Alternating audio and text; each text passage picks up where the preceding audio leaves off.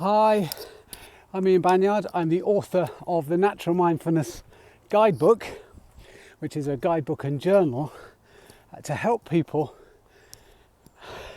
guide themselves into nature and beautiful spaces like this and immerse themselves in the nature around them mindfully.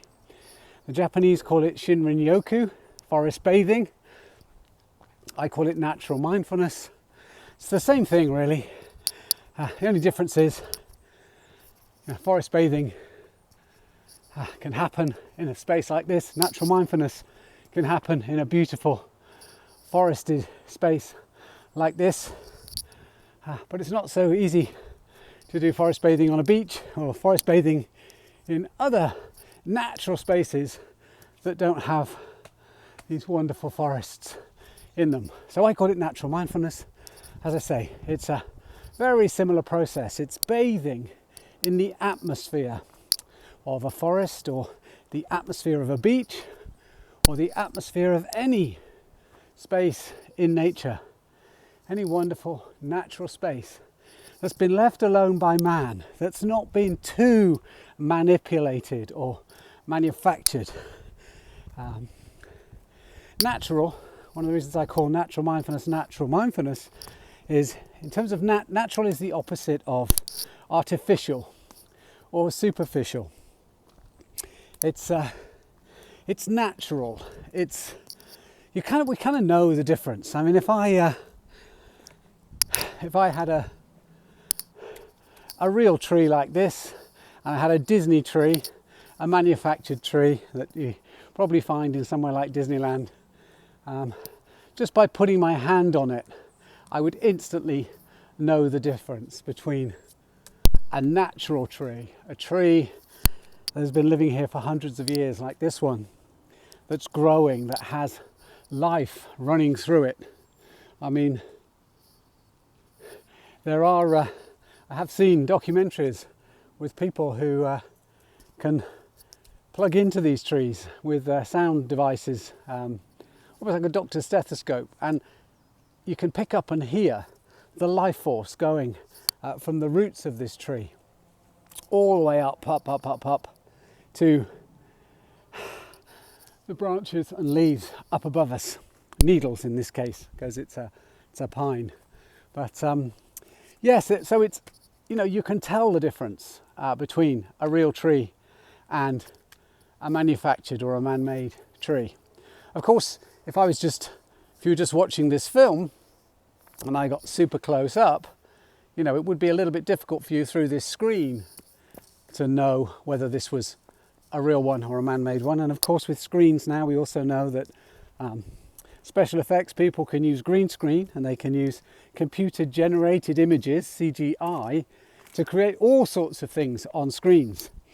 And I guess the more we're seeing that, the more difficult it is to know whether what we're seeing on a screen is real or if we're seeing on a screen is manufactured or manipulated in some way. And that's what I love about natural mindfulness. It's about coming out into a wild, natural space.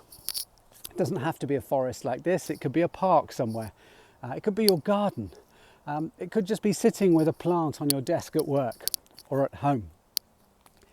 But being actually there, being able to touch nature, smell nature, and if you know what you're doing, taste nature, and see nature and hear nature, and know that nature is around you, that nature is there.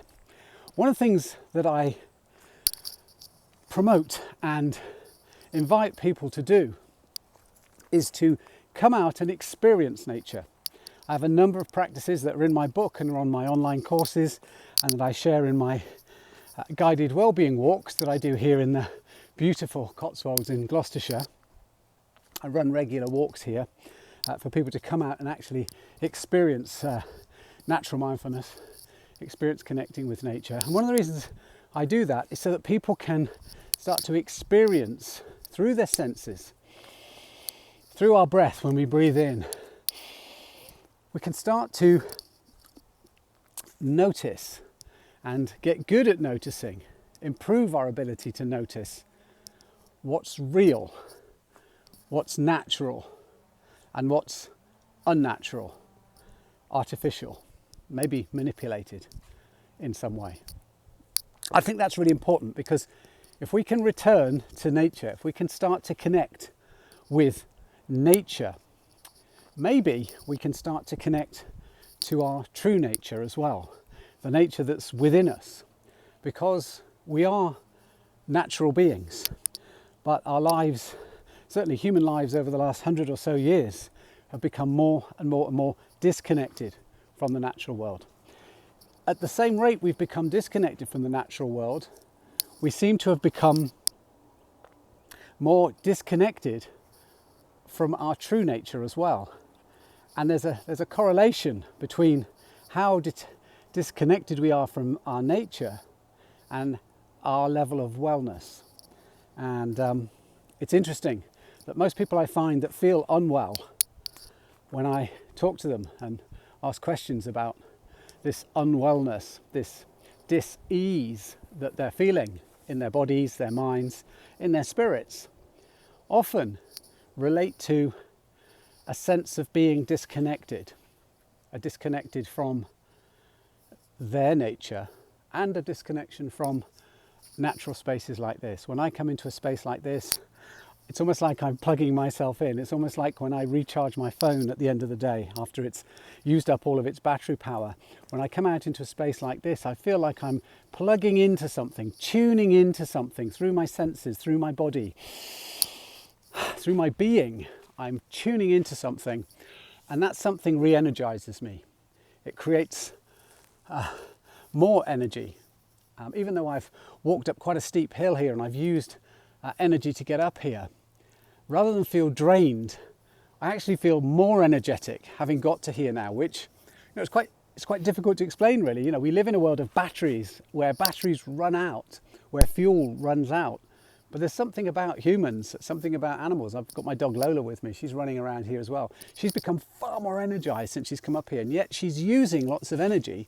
But it's almost as much as we're using the energy, she and I, here while we're out, we're also refilling that energy as well in this space. I don't know if there's any science that shows that happens yet. I'd love to know if there is. If any of you know of any science that shows that we can increase energy levels by using energy in spaces like this, you know, it'd be wonderful to have and to use, to help people recognize that, you know, when we sit in our workplaces and we sit in our homes and we're away from direct sunlight, we're away from fresh air, we're away from an abundance of growth, and we're held almost, sometimes it feels like, captured within four walls, usually concrete or brick walls. It's amazing how energy seems to drain in those situations. Even for Lola, you know, Lola sits at home sometimes. Maybe she's wanting to go for a walk, so she's feeling a little bit down, maybe a little bit depressed, because she wants to be out in a space like this, re-energizing herself, and all she's doing is just lying on the sofa, not really doing anything, not using a lot of energy, but feeling depleted, feeling tired, feeling drained, worn out, fatigued. So I plug in when I come here.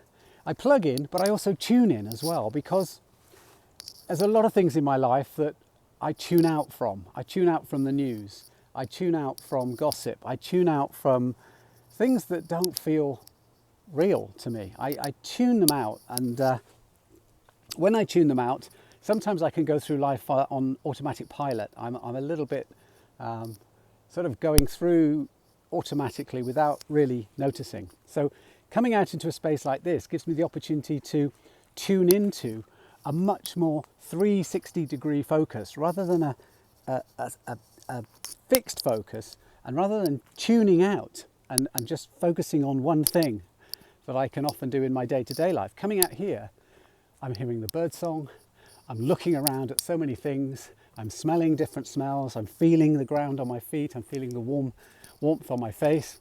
And as I move through this, my attention is 360. It's almost and my focus is like lantern focus rather than spotlight focus. And what I find is when I'm tuned out, or when I'm just focused on one thing for long periods of time, my attention seems to get fatigued. My energy levels, in terms of it's almost like I get attention fatigue. There's too much single focus. But when I come out here and I have lots to focus on, and I almost relax my vision, relax my listening, relax all my senses, but just allow the sensations to come in rather than try and focus on certain things, I find that is not tiring. It's not, doesn't wear me out. It actually feeds me, feeds my curiosity, feeds my interest. And so, yes, if that makes sense to you, if that resonates with you, if you live in the Gloucestershire Cotswolds, then, you know, maybe you can join me for a walk. I run regular walks in the month in the Cotswolds, well-being walks. They're pay-it-forward walks, which means that you can come on the walk for free because somebody who's walked with me prior to this, or prior to your walk, will have already paid for your place on the walk. And then what I do at the end of the pay-it-forward walks is I invite and give people on that walk the opportunity, if they've enjoyed it and got benefit from it, give them the opportunity to pay forward to the next walk. What that means is people where money, who for them money is a challenge right now, and I appreciate that in these times at the moment there is a lot of focus and concern about saving money and not wasting money. So if money is a problem for you, you can come on the walk anyway because the walk is free. It's been gifted by somebody else, so you're welcome to come and join me on that walk. And if you are somebody that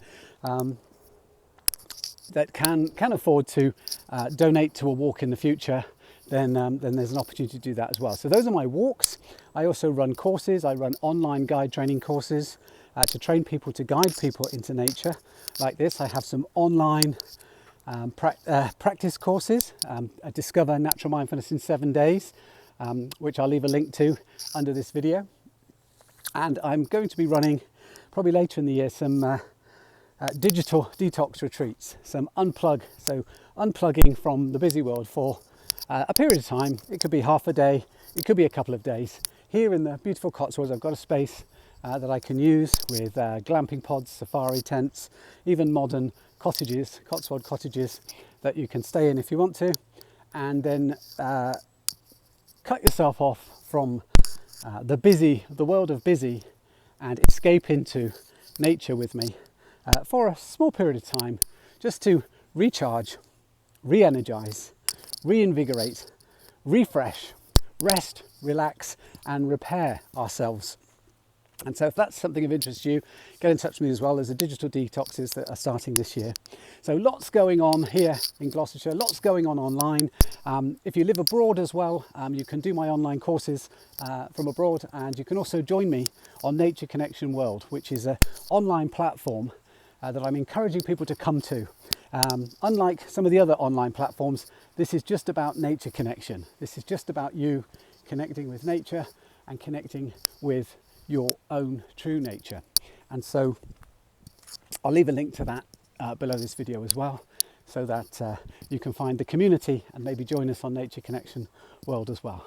So anyway, I've been on here for nearly 15 minutes now, so thank you for your time, thank you for your attention, thank you for joining me here in this beautiful space. And as I say, if it resonates with you, please get in touch.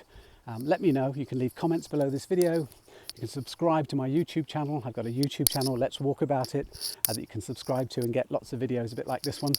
And please share it with your friends and your family and anybody else you know who could benefit, or you think will benefit from learning a little bit more about natural mindfulness, forest bathing if you're in a forest, and nature connection for well-being. And remember as well, I've published, written a guidebook, the Natural Mindfulness Guidebook and Journal, that also is available, and I'll leave a link for that below this video as well for you. Anyway, enjoy what it is you're doing today. Hopefully you can get out into nature like this, and I look forward to connecting with you at some point in the future. Take care now. Bye-bye.